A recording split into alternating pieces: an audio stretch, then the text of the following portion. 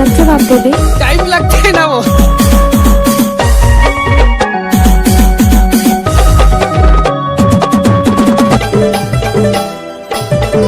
इलाका किसी आदमी को पर धमाका लगे तो उड़ावाई ओए होए।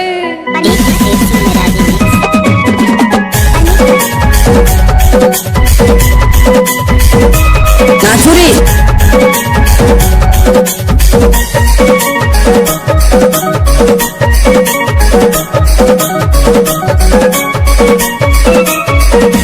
सफेद साड़ी में लाल बिंदी लगाती हो, तुरी माखा से एम्बुलेंस नजर आती हो, वे घायलों को ले जाती है, तुम घायल करके जाती हो।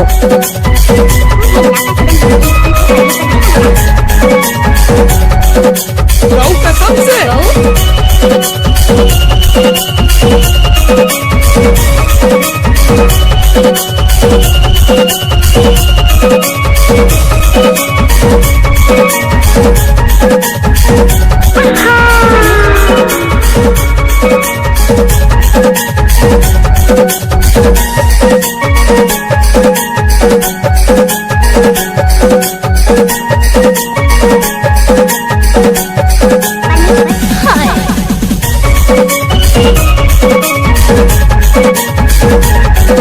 अच्छा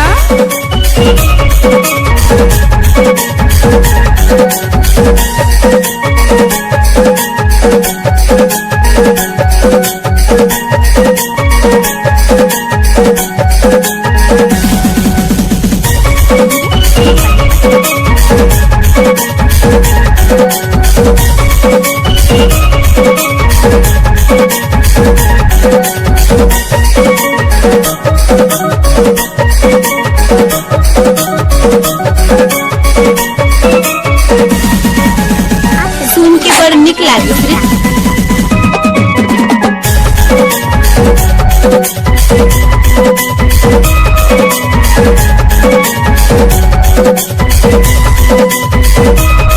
अपन जैसे टपोरी को क्या मालूम साला प्यार किस चिड़िया का नाम है। कुछ भी बोलते हो है ना।